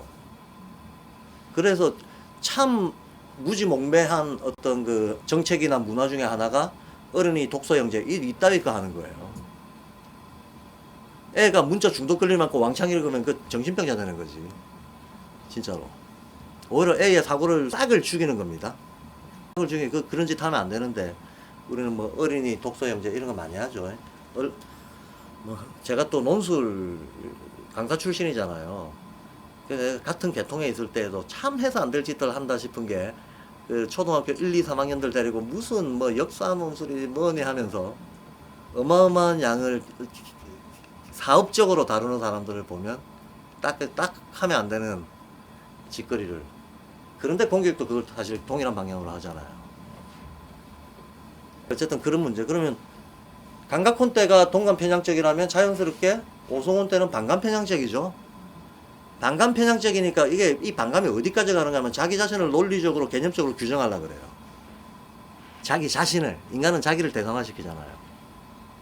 그럼 그전까지는 내가 그냥 엄마하고 사이좋고 친구하고 사이좋으면 그걸로 만족했는데 이제부터는 나를 논리적 개념적, 이때 논리적 개념적의 범위는 내가 이해하기 시작한 이 사회거든요.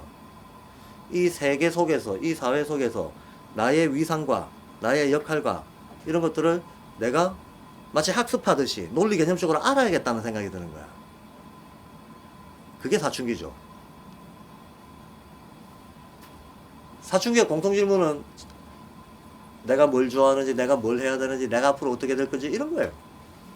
이게 사춘기입니다. 근데 그거를 그냥 감성적으로 알면 만족할 수 있었던 시절이 있었는데 이젠 감성적이 아니야. 뭔가 손에 잡히는 그림처럼 막 뭔가 증명되는 공식처럼 알고 싶은 거예요. 알고 싶은데 그게 가능합니까? 나를 논리적으로 엄밀하게 규정하고 나의 미래를 공식적으로 공식화해서 예측 가능한 어떤 이걸 세우고 이게 가능하냐고. 했다 하더라도 헛짓인 거지. 실제 의미 있게 어떤 형성되는 것은 평생을 통해서도 힘든 일입니다. 그런데 어쨌든 힘이 들건 말건 사춘기 때는 그렇게 하고 싶은 마음이 막 솟아오르는 거죠. 막 솟아오르니까 당연히 안 될 짓을 하니까 혼란스럽고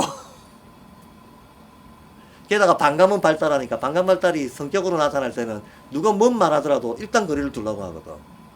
일단 거리를 두려고 하거든. 반감이 나타나는 게. 그러면 엄마가 뭔 말을 하더라도 선생님이 뭔 말을 하더라도 그건 네 생각이고 이렇게 되는 거죠. 그러니까 이제 반항계 들어서는 거죠. 상대에 대해서 공격적 반항이라기보다는 자기 자신에 대한 방어적 거리두기가 반항으로 나타나는 거죠.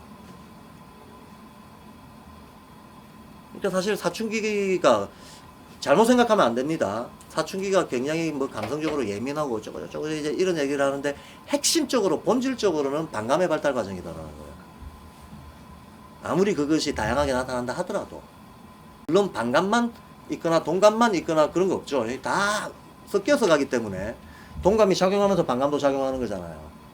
그러면 자기가 패거리 짓는 어떤 부분들을 이제 딱 이건 동감이고 동감에 의해서 패거리 영역을 만들어 놓으면 정신적이든 인간적이든 패거리 영역을 기준으로 해가지고 딴 데하고 적극적으로 거리두기를 하려고 하고 이거를 애써서 증명하려고 하고 정당화하려고 하고 이건 반감의 작용인 거죠. 예. 증명하고 정당화하려고 하고 이건 반감의 작용입니다. 그런 식으로 어우러져서 나타납니다. 그러면 한 번은 동감 편향적인 상태, 감각혼입니다. 또 한 번은 반감 편향적인 상태, 오성혼입니다. 그래서 오성혼은 정서적으로 드라이하기 십상이고 오성원이 발달되는 정서적으로 드라이하기 십상입니다. 근데 이기주의는 어디에서 최고도로 발달할까요? 세상을 가장 좁게 세밀하게 규정할 수 있는 능력은 오성원이 한참 발달해야 되잖아요. 오성원의 발달은 개념논리 계산의 발달이거든. 개념논리 계산이 발달할수록 세밀하게 대상을 규정하게 되는 거거든요. 그러면 대상을 세밀하게 규정한다는 건 자기 자신도 세밀하게 규정하는 거잖아요. 그죠? 어차피 세상을 보는 눈이 나를 보는 눈하고 똑같은 거죠. 나도 대상이니까. 나도 대상이니까. 그러니까 자기를 세밀하게 규정하게 됩니다. 엄격하고 세밀하게 규정하게 되는데 이 엄격하고 세밀하게 규정, 한마디로 말하면 좁게 규정하는 거죠. 좁게 규정하는 게 좁히고 최극단으로 좁히면 이기주의가 나오는 거죠. 나만 살면 되지 뭐 부모가 뭔 상관이야. 모든 인간관계는 결국은 자기 잘 되려고 하는 거지 뭐 이거 나머지 다 위선이야 이런 식의 생각들, 이런 식의 생각들을 우리가 이기주의라고 하자면 그 이기주의는 오성원이 한참 발달해 오는 거다. 물론 감각권적 이기주의, 골 때리는 이기주의자들도 있지만 그냥 이게 막 뒤죽박죽 섞여 있을 거 아닙니까? 어찌됐건 어느 정도 오성원이 발달해야 이기주의가 발달합니다. 그래서 최첨단의 이기주의는 사실은 첨단의 오성원적인 수준하고 연결이 되어 있어요. 이런 사람들은 정서는 극히 메마르고 논리는 극히 발달되어 있는데 맞는 말만 또박또박 하는 것 같지만 그 어떤 것도 세상에 대한 사랑이라는 걸 찾아볼 수 없는 이런 종류의 인간들이 있습니다. 한마디로 도덕 없는 과학, 사랑 없는 기술, 이런 것들이죠. 그런 거 많잖아요. 그래서 박사학위 받은 애들이 인품이 엉망진창인 거 많잖아요. 예. 특정 영역의 세부 전공에 데이터 반감 처리 기술이 늘어난 거죠. 근데 그것이 옳다고 생각하고 있는 동안에는 이제 다른 것들은 취약해지는 거고. 예. 그런 인격들 얼마든지 많이 있습니다. 거꾸로 인격들도 많죠. 정서적이지 않으면 뭐든지 가치 없다고 생각하는 그런 사람들도 많아요. 이 두 개의 편향들이 세상에 난무합니다. 요 편향성을 이게 다가 아니고 저게 다가 아니로구나.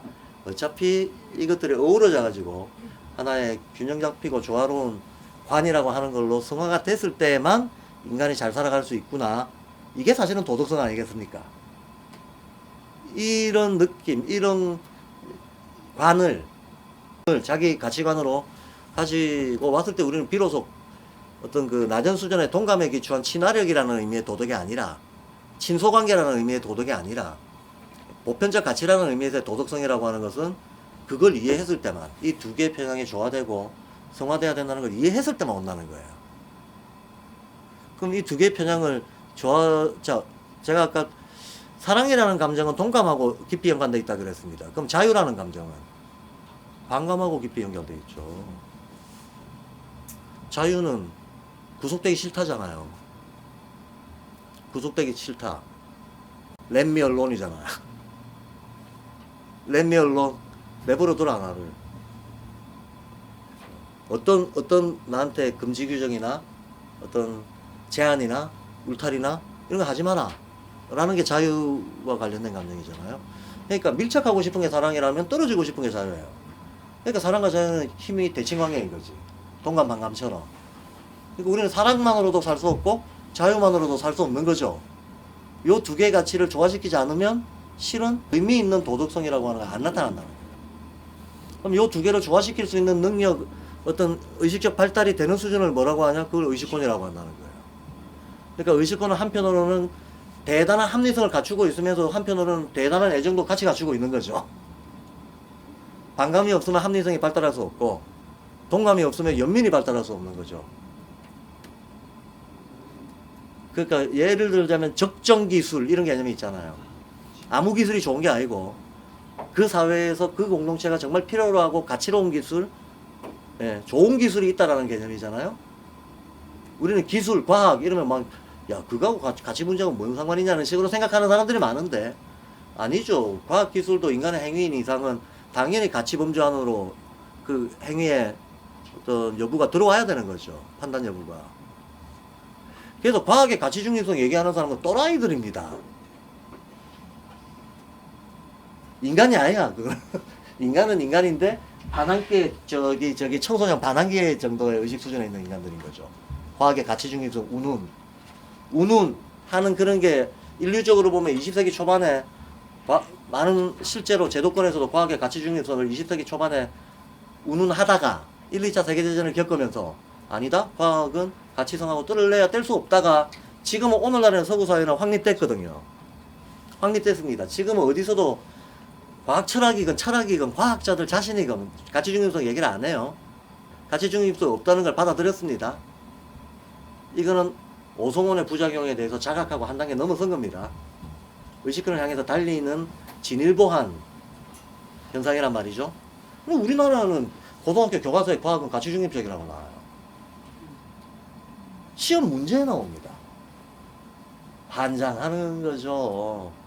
그냥 인류가 100년 전에 극복했던 어떤 그 미숙한 오성원 편향 고착시켜 놓는 거죠. 애들 의식을.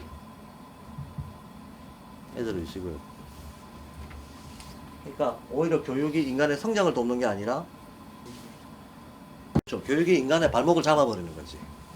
그걸 진료라고 받아들이면 의식 성장이 저해가 되는 거죠.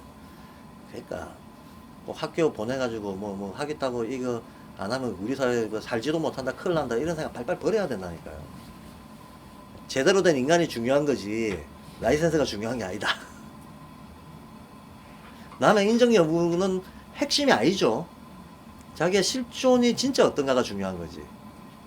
어쨌든 동감반감의 편향을 극복하고 이것들을 평화롭게 조화시킬 수 있는 걸 지향하는 수준이 됐을 때 그걸 의식혼이라고 하는 거예요.